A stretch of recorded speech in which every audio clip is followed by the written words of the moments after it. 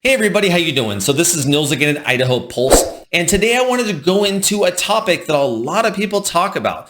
This has been a topic that's been hot for a lot of years because, quite frankly, a lot of people don't like spending money they don't have to spend. And so if you think that you can save money in an area, well, that's going to be something that people search, people ask about, people contemplate doing. But this topic is, should I sell my house for sale by owner? In other words, omit the agent completely and just do it myself, or should I hire an agent? And so full disclosure, I am a real estate agent licensed in the state of Idaho, so I am a little bit partial, and you can kind of imagine what direction I'm going to take you in on this. But hear me out. I'm going to go into some of the pros and some of the cons to doing it on your own and kind of explain maybe what a real estate agent does to market your house and what you're paying for. This may help you if you're thinking, I'm definitely hiring an agent, but I'm kind of wondering, like, what do they do? Like, why am I paying 3% or 6% commission or whatever it is I'm paying them? Why am I paying that? Shouldn't they just be getting a flat, small fee for their time?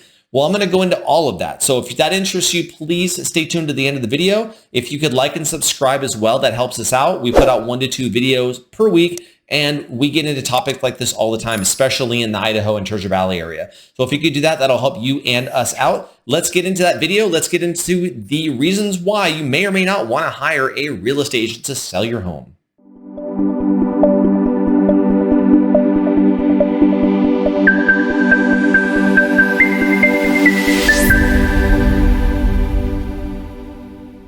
All right, so let's address the elephant in the room, the cost. So we know that if you do it yourself and you do it for sale by owner, you're going to save some money on commissions. So on the surface, that's 100% true. The industry standard as far as what the average person pays is about 3% on the buyer side for percentage-wise for the agent and 3% on the seller side, so 6% in total. There is no amount that an agent can tell you that it costs as a standard, because that's against the law, actually, for an agent to tell their customer, their client that. So it is negotiable, but most of the time, that's what it gets charged, is 3% and 3%. Let's stick with that for right now. So if it's 6% that you're paying, you could say, wow, I could save 6%. That's a lot of money on, say, a $400,000 house. And you wouldn't be wrong, except there's a few things that you need to consider, and that's what I want to talk to you about. So if watching this video is for you to decide, hey, should I go with a for sale by owner tactic or should I hire an agent? Hopefully this information I'm about to give you will help you out on that. So first things first, sometimes, and a lot of people know this from experience in their life, investing money up front sometimes will save you money on the back end. And that's exactly what happens with real estate. So in these situations, what you're hoping that the agent will guide you through the process, make it not only easier on yourself, smoother process, take some of the weight off you. It's like having a personal assistant, basically. You're going to have somebody who is constantly answering phones, someone who's taking care of all the listing stuff, making sure the I's are dotted and the T's are crossed, making sure that phone calls get returned, the agents get talked to, that kind of thing. Make sure the listing is detailed correctly with the description, the photos are good, there's the right amount, so on and so forth. The agent does all of that stuff for you. If you're doing it yourself, you can do it, but you're the person. That's you. The other thing is, if you're saying, I'm not paying any commission at all, zero, I'm paying zero commission, I need someone to come to me with an offer and we'll talk about it. You're eliminating roughly 90% of the buyers, because 90% of the buyers historically have real estate agents that they've hired already. And so what happens is, you're not going to sell a house to those people because they already are working with an agent. So you're eliminating roughly 90% of the population that's looking for homes in your area. That's a huge amount. So now you're left with 10%. Now it whittles down quite quickly to the amount of people who actually have the funds, who actually want a house in your neighborhood, who would like your home, so on and so forth. Now take into consideration, you don't know how to market on social media. You don't have a YouTube channel. You don't have the expertise on photography. You don't have a professional photographer lined up that comes out and does professional shots. All of these things, now you're really, really whittling down your chances of both selling your house and getting a reasonable offer. So let's just use some round numbers here. And let's say you're selling your house for sale by owner for $400,000. That's what you're listing it at. Well, let's say the house is really worth $440,000, let's just say. A real estate agent would have come in, given you CMAs right off the bat, usually on the first meeting, and said, hey, this is how much I think your house is going to sell for. And here's the list of houses. Bam, bam, bam. These are on the market and these ones have sold. This one is similar to your house. This one's a little different, but I've adjusted for that. And so what they're going to do is they're going to make you feel a little more comfortable that you're making the right decision on what you price your house at.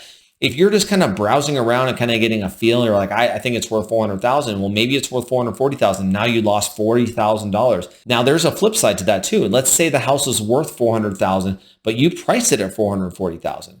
Well, what happens is you're not going to get any attention because there's a couple things. One is the price. Obviously, you're way overpriced. Secondly, you didn't market it properly, so people weren't really looking at your house. The third thing is you had it on the MLS, but the description wasn't very good, or you said, hey, I'm not paying the buyer's agent any commission, so on and so forth. There's a lot of reasons why your house just isn't going to sell. It's going to sit on the market, and you're going to end up either getting less money out of desperation, or you're just not going to sell your house, which maybe that's fine. Maybe you're like, hey, if it sells, it sells. If it doesn't, it doesn't. Everyone's situation is a little bit different. So you need to just take this information for a grain of salt and think about your particular situation and see if it fits you. But in these situations, real estate agents can be extremely valuable. That's just the front end. Now let's just talk about getting offers in. So let's say you're for sale by owner, you got an offer in for $400,000, you're happy with it, you are accepting the offer. Well, there's going to be something in that offer. Maybe it took a back and forth a little bit. Maybe it took 3 tries to get to there, back and forth with price adjustments and stuff to finally get the offer firmed up. Well, they could have pulled a fast one on you on the third offer, and they could have said, okay, fine, we'll pay you $395,000, but we want X, Y, and Z thrown in. We want the refrigerator, we want the hot tub, we want the motorcycle in the garage. We want these things thrown in, and just hoping that you don't catch it. And let's say because you're not a real estate agent and you've already read the first 2, you didn't go through the thing really carefully and didn't look at every little thing. And you just went, yes, I got my money. Boom, signed, done, happy, sent it in. Well, now they're going to expect that motorcycle, that hot tub, and that refrigerator. And that might be a little bit facetious of an example, but just to give you an example, that could happen as far as them wanting things and putting it in the addendum and actually adding it in. So it's important to have a professional, someone who's not biased and someone who's not emotionally attached to the situation. Someone looks at it as a business transaction. And that's what happens. So a real estate agent is like an attorney. So it's someone who's an expert in the field, who knows what they're doing, who's impartial, and has seen all the tricks. They know all the tricks of the trade. They know what can be done, what can't be done. They know what's legal and what's not legal. And so they're going to guide you through. They're going to catch little things and maybe end up saving you a lot of money, or maybe even something worse. Maybe it's something that can't be replaced, like something that's in your house and they want it. Okay, and the other part of it is things that actually happen after the offer is accepted. Let's say everything's good to go and we're dealing with appraisals.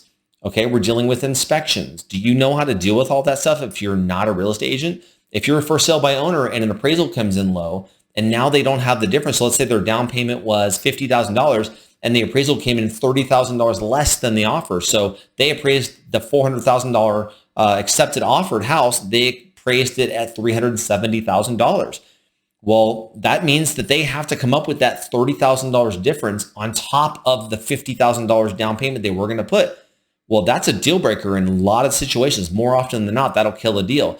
So now you have to negotiate again. You're back to the table. So either you have to lower the price down to $370,000 to make everything equal again, or they have to step up $30,000 out of pocket, which that is very difficult to do, or you have to meet in the middle or something like that. And these are things that you're gonna mess up on if you're not an experienced negotiator with real estate stuff. And that's why a real estate agent really comes in handy. So in closing, I wanted to tell you that there are lots of times where doing it by owner is probably still a good idea.